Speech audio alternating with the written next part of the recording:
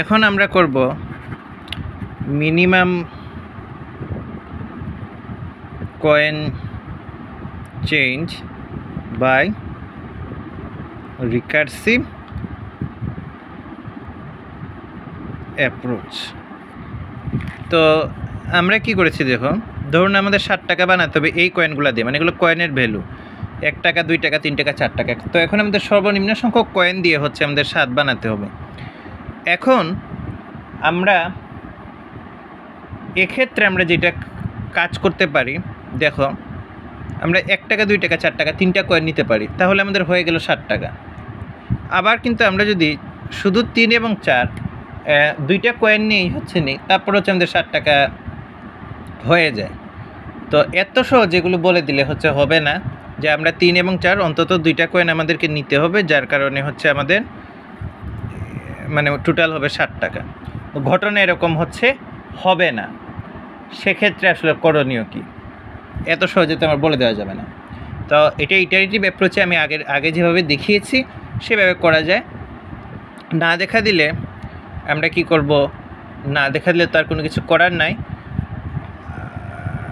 Iterative অ্যাপ্রোচে আমরা করবো, না হচ্ছে আমরা রিকার্সিভের দিকে হচ্ছে আগাবো। তো আমরা কল দিব, আমাদের টার্গেট অ্যামাউন্ট হচ্ছে 7, তো f(0) টার্গেট অ্যামাউন্ট দিয়ে খুব ভালো করে খেয়াল করবো যেখানে কী কী করা হচ্ছে। দেখো আমরা প্রথমে যেই কাজটা করব, যে আমরা ফার্স্ট কল দিব, এখানে কয়েন কয়টা 4টা, তো 4টা কল হচ্ছে আমাদেরকে দিতে হবে। এটা কিন্তু 1 টাকা বোঝাই নেই, এটা হচ্ছে আমার ফার্স্ট কল। এখানে 2-এর জায়গায় 3ও থাকতে পারে, 4ও থাকতে পারে, 5ও থাকতে পারে। কয়েনগুলোর ভ্যালু যে এরকমই হবে তার কিন্তু কোনো নিশ্চয়তা নেই, অনেক কিছুই থাকতে পারে। 1-এর জায়গায় তো 5 থাকতে পারে, তখন 5 আর 2 3 আর 4 2টা আনসার আসতে পারে।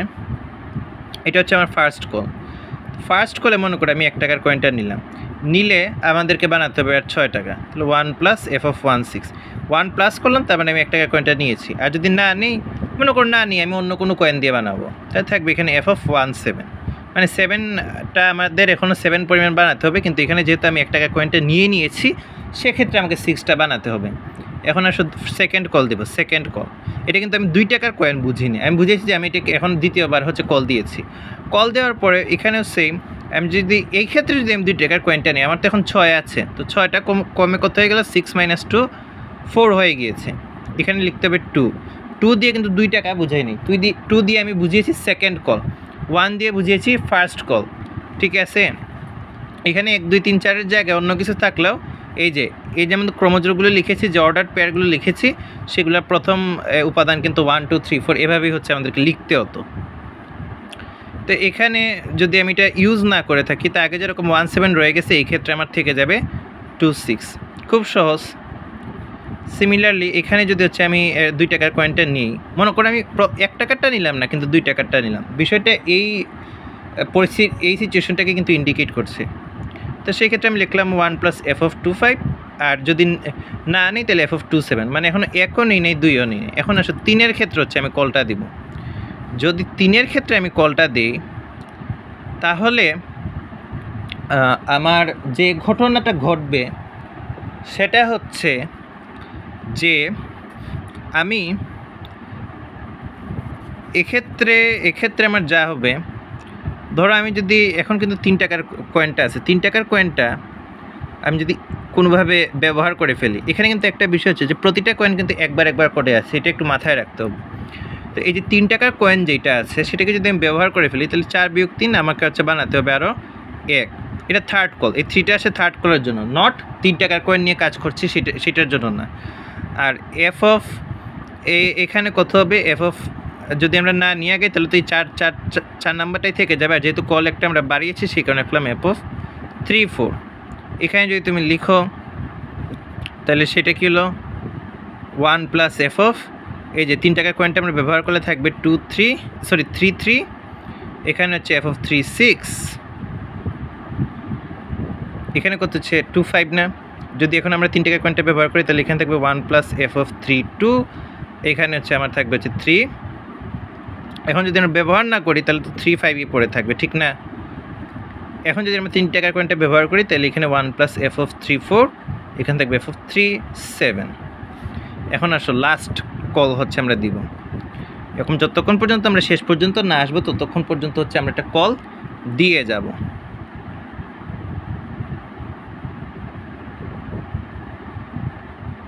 যদি এটা আমরা এটা আসলে আমাদের নিয়ে আগানোর সুযোগ নেই, কারণ আমাদের আছেই হচ্ছে আমাদের কত টাকা বলো তো, আছেই হচ্ছে আমাদের 1 টাকা। যেহেতু আমাদের আছেই 1 টাকা, তো সেক্ষেত্রে আমরা যদি এখন এটা চিন্তা করি যে আমরা আসলে কোনো কিছু আমরা মানে কিভাবে নিব, আমাদের তো আর কোন মানে 4 টাকা কয়েনটা তোমার নেওয়ার সুযোগ নেই, আর তোমার পরেই আছে 1 টাকা। কিন্তু আমি তো জিনিসটা না নিয়েও আগাতে পারি, না নিয়ে আগালে হবে f(4(1). এই ক্ষেত্রে কি আমার নেওয়ার সুযোগ আছে? হ্যাঁ, বানাতে হবে 4 টাকা এবং 4 টাকার কয়েন আমার কিন্তু আছে, তাহলে 1 + f(40). যখনই দেখা যাবে যে এইদিকে আমার নেওয়ার সুযোগ হচ্ছে না, তখন আমি এক সাইডে এক্সপেন্ড করে দিব, সব সাইডে আমার এক্সপেন্ড করার কিন্তু কোনো দরকার নাই, ঠিক আছে। আর আমি যদি না নিয়ে আগাই, না নিয়েও তো আমি আগাতে পারি, তো সেক্ষেত্রে আমার থাকবে f(4). আর যেহেতু আমি কোনো কিছু নেই নাই কোনো কিছু, তাহলে f(4)। এখানে কি আমার কোনো কিছু নেওয়ার সুযোগ আছে? কোনো কিছু আমার নেওয়ার কিন্তু সুযোগ নাই, মানে এই 4 টাকা কয়েনটা আমি নিতে পারবো না। আমার তো কাছে ছিলই কিন্তু কত, আমার কাছে ছিলই কিন্তু হচ্ছে 3, এটা নেওয়ার সুযোগ নেই। কিন্তু আমি কি না নিয়ে কি আগাতে পারি? হ্যাঁ, আমি না নিয়ে আগাতে পারি। এখানে দেখো যদি আমরা নেই তাহলে কি থাকবে 4। এখন যদি আমরা এখানে কিন্তু দেখো 6 কিন্তু 4 চেয়ে বড়, তাহলে এখানে আমার নেওয়ার সুযোগ আছে, থাকবে কত 1 + f(4)(2). আর এখানে যদি আমি না নিয়ে আগে তাহলে হবে f(4)(6). 3(2)-র ক্ষেত্রে দেখো এখানে কিন্তু আমাদের নেওয়ার সুযোগ নেই, কারণ আমাদেরকে আর বানাতে হবে 2, আর কয়েন হচ্ছে 4 টাকা। না নিয়ে আগানোর কিন্তু কি আছে, সুযোগ কিন্তু আমাদের কাছে আছে। এখানে দেখো এখানে কিন্তু 5টা কিন্তু 4-এর চেয়ে বড়, সমান হলেও নিতে পারবো। তো সেই ক্ষেত্রে আমি যদি নিয়ে নিই তাহলে এটা হচ্ছে 4th কল, আর নেওয়ার পরে কী হবে, 5-এর ভ্যালু কমে গিয়ে হচ্ছে 1 হবে, ঠিক কি না? আর যদি না নিয়ে আগে এটার সুযোগ হচ্ছে আমাদের আছে। এখন একটা জিনিস দেখো, এখানে আছে f(3)(4), ঠিক কি না? এখানে আছে হচ্ছে আমার f(3)(4). তো এইখান থেকে ধরো কি ঘটবে, যে কল যেটা আছে, মানে এখান আমরা এটা যদি এটাকে এক্সপেন্ড করি, f(3)(4)কে এক্সপেন্ড করলে তো সেম রেজাল্টই পাবো, ঠিক না? আর সেম জিনিস হচ্ছে রিটার্ন করবে, জাস্ট এটার সাথে একটা এক যোগ হবে। তাহলে এটাকে আর এক্সপেন্ড করার দরকার নেই, আমরা রেজাল্টটা নিয়ে আসবো এইখান থেকে, এবং এইখান থেকে হচ্ছে আমরা যে রেজাল্টটা নিয়ে আসবো সেইটার সাথে হচ্ছে আমরা এক যোগ করে দিব। এটা খুবই ইম্পর্ট্যান্ট রিকার্শনে, যখন আমরা টাইম বাঁচাতে চাইবো তখন আমাদেরকে হচ্ছে এই বিষয়টা একটু মাথায় রাখতে হবে, ঠিক আছে? তাহলে এটা হচ্ছে আমরা লিখলাম না, এটা মনে করো এই জায়গা থেকে আর এই জায়গা থেকে এটা আনসারটা চলে আসলো। এখন আসলে f(3)(7) যেটা আছে এখানে, এটা তো আমরা নিয়েও আগাতে পারি, নিয়ে আগালে কী হবে, 7 থেকে 4 বিয়োগ করলে হচ্ছে 7 বিয়োগ 4 হচ্ছে 3, আর এই যে 4th কল সেই কারণে প্রথমে আমরা 4 লিখেছি, আগালে হচ্ছে f(4)(7). এখন দেখো একটা জিনিস আমাদেরকে মাথায় রাখতে হবে, আসলে এখানে তো আমাকে 11 বানাতে হবে, এর চেয়ে কম বানালেও চলবে না, এর চেয়ে বেশি বানালেও চলবে না। তার মানে কি, যেখানে গিয়ে আমরা পরিপূর্ণ 11 মিলাতে পেরেছি, তার মানে কি আমার কোনো কিছু বাকি নাই, ঠিক আছে? আনসারগুলো মূলত হচ্ছে রিটার্ন করবে সেই জায়গা থেকে, আর অন্যান্য জায়গা থেকে আসলে কোনো কিছু রিটার্ন করার কোনো সুযোগ নেই। তো সেই জায়গা থেকে হচ্ছে আমার রিটার্ন করবে ইনফিনিটি, ঠিক আছে? তো দেখো এখানে কিন্তু মানে সববার কল দেওয়ার পরেও কিন্তু আমাদের আসলে রয়ে গেছে এটা 4th কল, রয়ে গেছে 1 রয়ে গেছে, তাহলে এখান থেকে আসলে কি ইনফিনিটি রিটার্ন করবে। আর এখান থেকে যে জিনিসটা রিটার্ন করবে এখানে কিন্তু এসে 0 রয়ে গেছে, তার মানে আমরা 11 আমরা বানাতে পেরেছি, আমাদের কোনো কিছু বাকি নাই বা কোনো কিছু কম নাই, কোনো কিছু কমতি নেই, ঠিক আছে?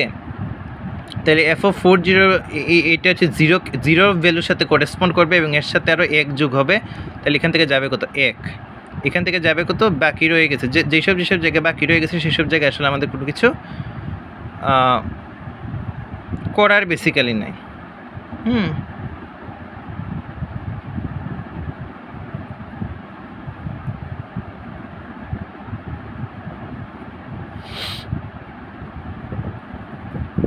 এই যে এখানে দেখো যেসব জায়গায় জিরো হয় না সেসব সব জায়গায় আমরা বসিয়ে দেবো ইনফিনিটি ইনফিনিটি ইনফিনিটি।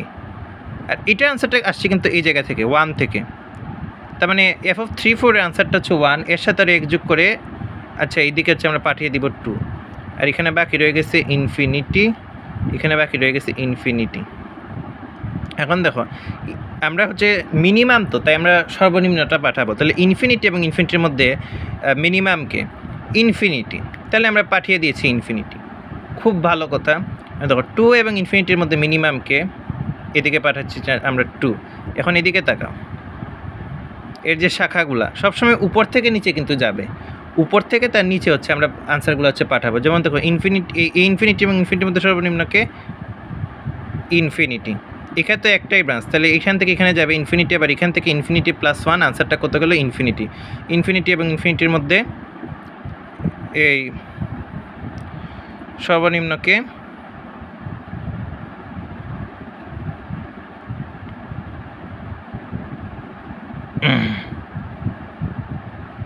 সর্বনিম্ন হচ্ছে আমার ইনফিনিটি। 2 এবং ইনফিনিটির মধ্যে সর্বনিম্নকে 2। আনসার কিন্তু নিচ থেকে হয়ে হয়ে উপরে যাচ্ছে, এবং সর্বনিম্নটা মানে তার যতগুলো ব্রাঞ্চ আছে বা শাখা আছে সেখান থেকে যেটা সর্বনিম্ন আমাদের সেইটা হচ্ছে যাবে। এখন দেখো 1 এবং ইনফিনিটির মধ্যে সর্বনিম্নকে সেটা হচ্ছে 1 পাঠালাম এখানে, আবার এখানে ইনফিনিটি আছে, এখানে কোনো শাখা নেই, তাহলে এটা শুধু পাঠাবে হচ্ছে ইনফিনিটি। 1 এবং ইনফিনিটির মধ্যে সর্বনিম্নকে 1, তো এটার আনসার কত? f(2,4) এর আনসার হচ্ছে 1, নট 1 প্লাস f(2,4) এর আনসার হচ্ছে 2, শুধু এইটুকের আনসার হচ্ছে 1। এটার সঙ্গে আরও এক যোগ হয়ে আমাদের কত যাবে? যাবে হচ্ছে 2। আর এখান থেকে আমার কত আনসার আসছে দেখো, ইনফিনিটি ইনফিনিটি ইনফিনিটি, এই জায়গা থেকে যাবে ইনফিনিটি, আর ইনফিনিটি আর 1 যোগ করলে কত হবে? ইনফিনিটি। এবং ইনফিনিটি ইনফিনিটি, এই যে ব্রাঞ্চগুলা থেকে কিন্তু আনসার যাবে, ব্রাঞ্চগুলা থেকে উপরে হচ্ছে আনসার যাবে, ঠিক আছে? তো ইনফিনিটি এবং ইনফিনিটির মধ্যে সর্বনিম্নকে ইনফিনিটি ইনফিনিটি। 2 এবং ইনফিনিটির মধ্যে সর্বনিম্নকে 2, কিন্তু এটার সাথে আর এক যোগ হয়ে সেটা যাবে কত? 3। এখন দেখো 3 এবং 2 এর মধ্যে সর্বনিম্নকে 2, তাহলে আনসার যাবে এখান থেকে। এখন দেখো কোথায় কোথায় এসে হচ্ছে আমরা ভ্যালু নিছি, এই যে এখানে দেখো 1 প্লাস f(3,4), 1 কোথায় এসে প্লাস হয়েছে? 1 কোথায় এসে প্লাস হয়েছে বলো তো? কোনটা আমরা নিয়েছি? 3 নিয়েছি। আর f(3,4) যেটির আনসার কই থেকে আসছে? এই জায়গা থেকে। আবার এই যে এই লেভেলে এসে কিন্তু আমাদের আরও 1 প্লাস হয়েছে, তাহলে আমরা এটা কোন জায়গা থেকে আসছে? 3, 4, ঠিক আছে? তার মানে 3 এর যে মানে থার্ড কোয়েন্টাল লেভেল, নট এটা মানে 3 নাম্বার কল, এই 3 দিয়ে বোঝাচ্ছে 3 নাম্বার কল। আমি আগেই বলেছি যে এখানে 1, 2, 3, 4-এর জায়গায়, মনে করো এখানে 3-এর জায়গায় ছিল 5, 4-এর জায়গায় ছিল 6, তাহলে 3 নাম্বার কলের জন্য এখানে মানটা বসতো কিন্তু যে 5, আর 4 নাম্বার কলের জন্য এখানে মানটা বসতো কিন্তু 6। তার মানে 3 নাম্বার কলে আমার যেই ভ্যালুটা গেছে এবং 4 নাম্বার কলে হচ্ছে আমার যেই ভ্যালুটা গেছে, তাদের জন্য হচ্ছে আমরা মিনিমাম অ্যামাউন্ট অফ কয়েন হচ্ছে পেয়েছি, যাতে করে আমাদের এই অ্যামাউন্টের মানটা হয়ে যায় 7, আমাদের টার্গেট অ্যামাউন্ট, ঠিক আছে? 3 এবং 4, তার মানে আমাদের আনসার হচ্ছে যে আমাদের মিনিমাম লাগবে 2টা কয়েন এবং তাদের ভ্যালু 3 এবং 4 লাগবে। এখন দেখো আরেকটা কিন্তু রাস্তা আছে, এটাকে বলে পাথ ফাইন্ডিং, ঠিক আছে? রিকারশনের পাথ ফাইন্ডিং। দেখো আমরা এখানে দেখো এখানে এসে কিন্তু 1 প্লাস হয়েছে, 1 মানে ফার্স্ট কলে করেসপন্ডিং কয়েন কত? 1। সেকেন্ড কলে এসে আবার 1 প্লাস হয়েছে, তো সেকেন্ড কলের করেসপন্ডিং কয়েন কত? 2। হ্যাঁ, তারপরে আমার